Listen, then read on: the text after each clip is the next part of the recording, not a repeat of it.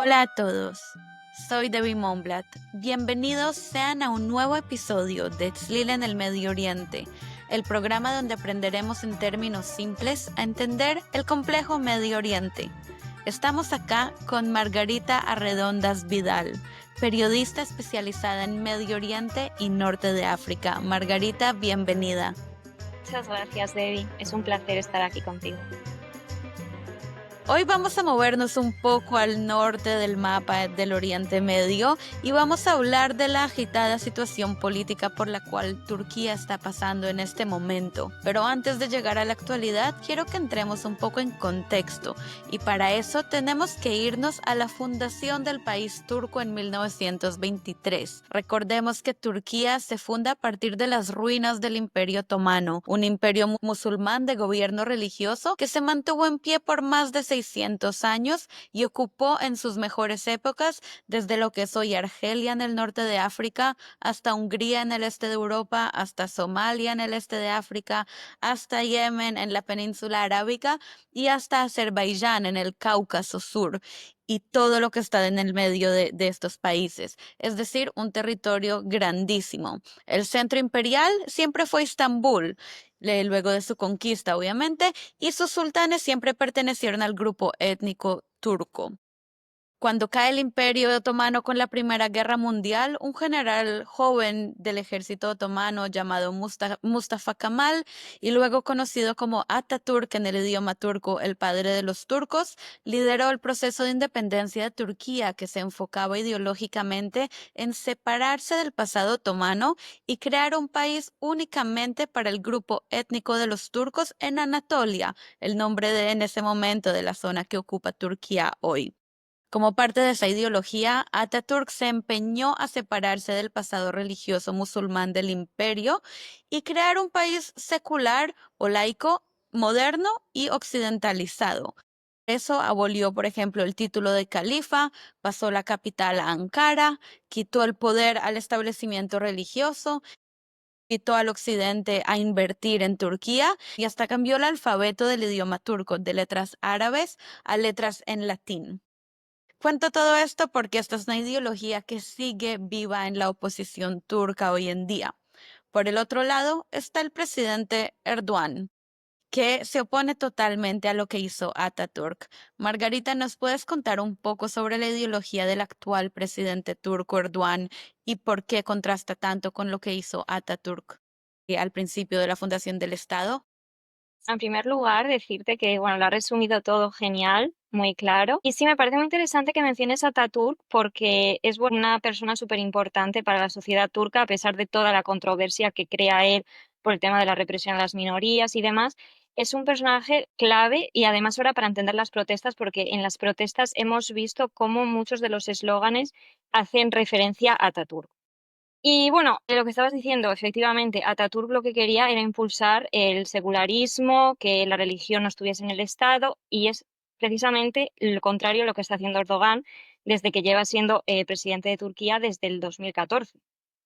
Y efectivamente, pues Erdogan desde entonces ha tratado de incluir más a la religión, islamizar el país y también con esa idea del Imperio Otomano, porque bueno, al fin y al cabo lo que está haciendo Turquía en Siria, todo el tema de la expansión, pues nos puede recordar un poco a los tiempos del Imperio Otomano que Erdogan pues trata de recuperar y ahora obviamente pues con todo lo que ha ocurrido con el alcalde de Estambul, de perpetuarse en el poder como si fuese un nuevo sultán. ¿Puedes contarnos un poco de cómo se ven estas dos ideologías, la ideología de Atatürk secular y la ideología de Erdogan más islamista en el pueblo turco hoy en día? Sí, bueno, yo creo que la mayor parte de la gente joven, digamos, más occidentalizada, más secular, pues sienten una gran admiración por Atatürk. Por eso también se sienten muy atacados cuando Erdogan trata de, mm, digamos, modificar la historia o incluso algunas veces ha podido decir, ha podido hacer declaraciones contra Atatürk que ha sentado muy mal a la gente pues que lo sigue. Y sí, creo que sí, la parte como más occidental de Turquía sería más a favor de secularismo y a favor de las ideas de Atatürk, a pesar pues de la controversia, de también su nacionalismo, etcétera, etcétera. Y luego, pues el más interior de Turquía, las zonas más rurales, sí que tienen un apoyo hacia Erdogan. Ahí se encuentra un apoyo hacia Erdogan más grande en la zona del Mar Negro y sí, las zonas interiores. Y también la gente mayor, más conservadora. Pero sí, ahora lo que estamos viendo en las protestas es que gran parte de las protestas es gente joven de la llamada generación Z, que se creía que no estaban tan involucradas en la vida política, pero se ha visto que sí, que han salido a las calles arriesgándose a que les peguen, a que, bueno, como hemos visto, por la libertad de Turquía, los derechos humanos y porque al fin y al cabo también los jóvenes en Turquía están viendo que no tienen un futuro. O sea, entre la juventud turca hay mucha ansiedad por las faltas de perspectiva, por la situación económica y obviamente eso todo lo culpan al gobierno. Ya no solamente la islamización que, que están reprimiendo a los jóvenes, sino también que no tienen oportunidades en el futuro. Por eso mucha gente se va de Turquía, los que se quedan pues, se notan con mucha ansiedad ante la falta de perspectivas. Y bueno, también obviamente hablar de la corrupción del gobierno. Ya vamos a volver a pasar de hablar sobre las protestas, pero primero quiero que acabemos de dar un poco más de contexto y me gustaría que hablemos un poco de la política exterior de Turquía y cómo se ve reflejada la ideología de Erdogan. Mencionaste un poco con el tema del Imperio Otomano, pero si nos podrías elaborar un poco más cómo se ve la ideología de Erdogan reflejada en sus relaciones internacionales.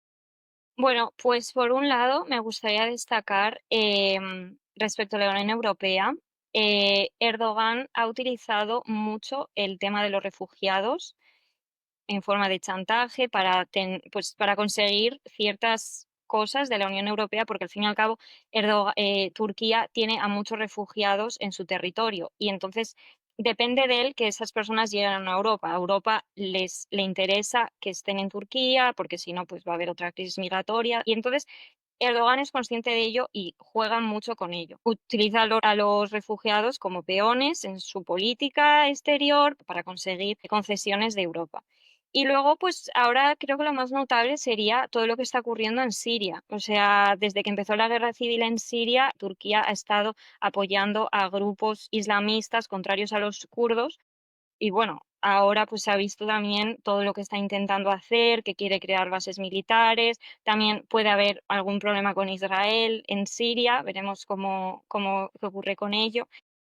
Y bueno, después también a lo que estás diciendo de la situación internacional, de las relaciones internacionales que tiene Turquía, también es en un momento muy clave cuando han decidido tomar esta decisión de arrestar al alcalde de Estambul el momento internacional o sea, en el que estamos viviendo. O sea, en el momento en el que ha vuelto Donald Trump al poder, yo creo que los dictadores o la gente más autoritaria con Donald Trump se notan un poco más envalentonados.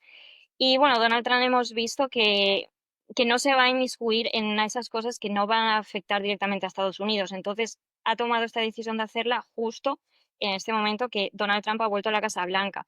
También hay que recordar que Turquía forma parte de la OTAN, a pesar de que tenga relaciones con Rusia, forma parte de la OTAN y es el segundo ejército más poderoso.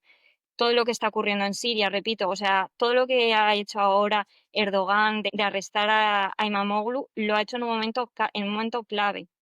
Y lo sabes, ahora todo lo que ocurre en Siria, Estados Unidos va a intentar frenar la influencia iraní y para eso también va a necesitar a Turquía. Y luego después en Europa, aparte de lo que ya he dicho, de que usa el tema de los refugiados como moneda de cambio, chantaje para Europa, Europa ahora también está en un momento clave, un momento crítico por la situación en Ucrania. O sea, Europa ahora tampoco creo que se vaya a involucrar demasiado en esto porque ya tiene su propio problema. No va a abrir otro frente más con Turquía.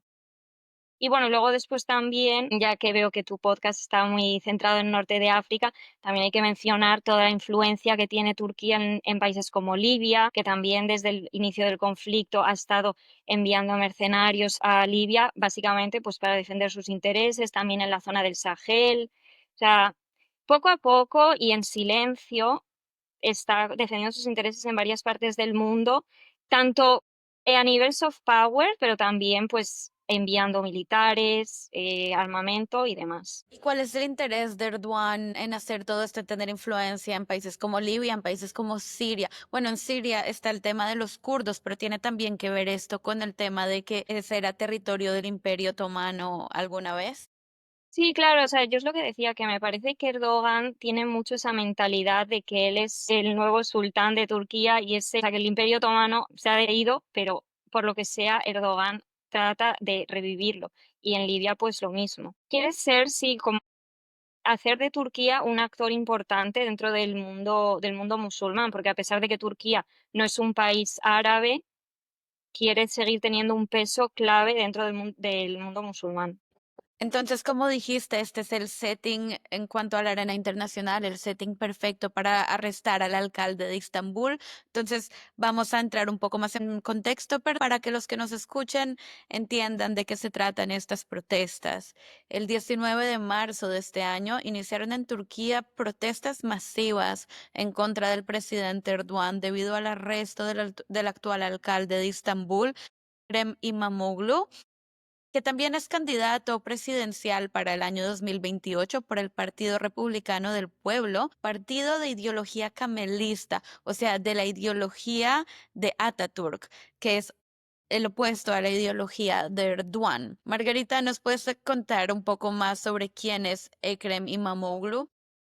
Pues aparte de lo que has dicho, alcalde de Estambul, el principal rival político de Erdogan, y es por ello por lo que lo han arrestado, porque es una campaña que Erdogan lleva haciendo desde hace muchos años y es tratar de eliminar a los rivales políticos.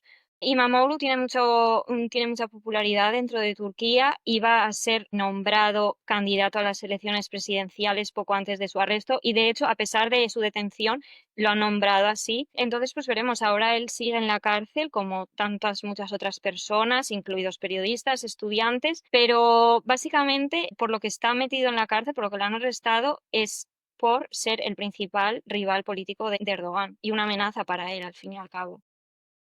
¿Y cuál es el cargo oficial que el gobierno de Erdogan dice que tiene para arrestar a Imamoglu? Lo están acusando de corrupción y vínculos con grupos terroristas. Lo vinculan con el partido DEM, que es un partido de izquierda pro-kurdo. Y bueno, todo lo que tenga que ver con los kurdos para el gobierno de Erdogan es terrorista. Y bueno, nada, también mencionar que antes del arresto también la Universidad de Estambul invalidó el título universitario de Imamoglu. Y esto es muy importante porque en Turquía tú no puedes ser presidente sin un título universitario. Una presión más contra Imamoglu y evitar que no llegue a la presidencia o que no llegue a la candidatura. Cientos de miles de personas, o según algunas fuentes, más de 2 millones de personas se reunieron en Istambul para protestar. ¿Nos puedes contar un poco más quiénes son estas personas y cuál es su perfil? Sí, pues como estaba comentando al principio, hemos visto a muchos jóvenes en estas protestas, gente que se pensaba que no le importaba la política, pero ha visto que una vez más Erdogan está tratando de consolidarse en el poder. Y ya no es solamente que hayan arrestado a Imamoglu, es como algo más de todas las cosas que lleva haciendo el gobierno a nivel económico, a nivel político. Y bueno, hemos visto que han salido estudiantes a protestar, a pesar de toda la represión, han usado gases lacrimógenos contra ellos. Una chica a mí me contaba que vio como un chico se desmayó de lo que le estaban pegando, o sea, y a pesar de ello, la gente está arriesgando para luchar para luchar por la libertad de Turquía y por su futuro. El gobierno turco, como dijiste antes, ha arrestado a varios periodistas que cubrían las protestas. Te quería preguntar, aprovechando esto, ¿cuál es el nivel de libertad de prensa que tiene Turquía hoy en día? Como periodista, seguro conoces otros periodistas en Turquía. Me gustaría que me cuentes un poco sobre eso. Sí, a ver, que hayan arrestado a estos periodistas no es algo nuevo porque no es uno de los mejores países donde la libertad, o sea, que tiene libertad de prensa. Al fin y al cabo, Erdogan es una persona totalitaria, entonces todo lo que sea críticas las va a intentar silenciar. Quizás no metiéndolos en la cárcel, pero presionando a medios, haciendo que los medios cierren porque no les tienen financiación. Entonces lo que tienes al fin y al cabo en Turquía son la mayoría de medios, aunque no lo parezca, financiados por el gobierno, entonces son más afines al gobierno. Muchos periodistas han tenido que ir y bueno, siempre que hay momentos de protestas contra el gobierno, son incluso arrestados, como hemos visto en estas últimas manifestaciones. Sí, quiero contar, yo también como periodista he entrevistado mucho a una periodista en Turquía que no voy a decir su nombre y de hecho hace unos días me escribió para contarme que también estaba siendo perseguida y que estaba en problemas y que la querían meter a la cárcel. Y la ayudé a hacer contacto con una organización internacional que ayuda a periodistas en ese tipo de peligros, pero es una situación muy fuerte para todos los periodistas allá. Además, el gobierno turco siempre que busca silenciar a periodistas, políticos, incluso empresarios, a cualquier persona que desafíe un poco el poder, siempre juegan la carta del terrorismo. O sea, siempre la acusan, como ha ocurrido a Imamoglu, de relaciones con el terrorismo. ¿Qué se refiere al terrorismo? Se refieren a si tiene relaciones, que en muchos casos no hay, pero siempre se basan mucho en eso, en el tema de los kurdos, el partido de los trabajadores del Kurdistán, y entonces siempre juegan mucho esa carta para basarse en las acusaciones y también cara al resto del mundo. Cuando la comunidad internacional le pide explicaciones, siempre se basan en esa carta, en la carta del terrorismo kurdo. Y antes de que tratemos de entender para dónde van estas protestas, me gustaría que hablemos un poco más de la situación en la que se encuentra Turquía últimamente. Margarita, ¿nos puedes contar un poco de la situación económica en Turquía actual? Turquía lleva varios años en crisis con la lira turca cada vez más devaluada y de hecho, bueno, estas protestas han empeorado todavía más la situación económica. El día que hubo el arresto de Imamoglu y tras las protestas, la bolsa cayó un 7% y también la lira turca se siguió devaluando más respecto al dólar. Muchos de estos problemas está afectando sobre todo a los jóvenes, por eso muchos han salido a las calles. Es lo que decía, que la gente ya no es que solamente salga a protestar por Imamoglu, es que ya son muchas cosas. Como esto también veo muchos paralelismos, por ejemplo, con la juventud iraní. La juventud iraní sale a protestar por la opresión que sufren, pero hay muchas cosas detrás y muchas de ellas son las faltas de oportunidad, la corrupción y la situación económica. Entonces en Turquía es un poco lo mismo. Lleva años con una crisis política, mucha corrupción también, o sea, el gobierno de Erdogan está acusado de corrupción, de haber colocado a familiares en empresas. Entonces, pues todo eso está afectando y todo esto también es por lo que la gente está saliendo a protestar. Y esto también, que pregunto yo, explica que también gente, no solo en las zonas urbanas, sino también en las zonas rurales, que generalmente apoyarían a Erdogan, es por eso que esta gente también está saliendo a protestar. Sí, sí, de hecho se ha visto que en la mayoría de provincias de Turquía muchísima gente ha salido, no solamente en las zonas más occidentales donde ha ganado la oposición, donde hay alcaldes de la oposición, sino en zonas donde nunca se habían visto protestas contra Erdogan y contra el gobierno. Por ejemplo, una amiga mía turca me decía que incluso había protestas en una ciudad que se llama Konya, que es una ciudad más, digamos, donde la religión tiene mucho peso, hay muchos votantes de Erdogan, incluso ahí ha salido la gente a protestar en muchas zonas. Y entonces se ve que ya no es solamente un malestar político, también hay un malestar económico muy grave por la crisis económica que tiene Turquía y porque acusan a Erdogan también de no hacer nada, de adoptar unas medidas económicas completamente inútiles. ¿Para dónde crees tú que van estas protestas? Es cierto que son las más grandes protestas que ha tenido Turquía en más de una década, pero ¿va a ser esto suficiente para bajar a Erdogan del poder? Desafortunadamente no me lo parece, porque, bueno, aunque sigan las manifestaciones y aunque, bueno, parece que la situación se ha calmado un poco, la tensión sigue. Pero desafortunadamente no me parece que esto vaya a terminar con Erdogan fuera del poder, precisamente por lo que estábamos también comentando antes de la situación internacional. No va a haber una presión contra el gobierno de Erdogan por parte de Estados Unidos, por parte de la Unión Europea. No me parece que vaya a haber un cambio. Veremos en las elecciones del 2028, que bueno, eso también va a ser muy interesante porque Erdogan teóricamente ya no se podría presentar más a no ser que se adelante, que quizá, o sea, seguramente haga algo para poder presentarse y posicionarse otra vez de nuevo en el poder, consolidarse en el poder, perdón, porque es al fin y al cabo lo que está buscando. Muchas gracias, Margarita. Nos has ayudado mucho a entender la situación política actual en Turquía y qué está pasando con las protestas. Muchas gracias a ti, Debbie. Muchas gracias por escuchar. Espero ahora tengan una imagen más completa y clara de la situación política actual en Turquía y por qué la gente está saliendo a protestar. Si les gustó el episodio, les recuerdo de ir a calificarlo con la cantidad de estrellas que ustedes consideren o darle un like si lo merece. Espero que tengan una linda semana y nos vemos en la próxima.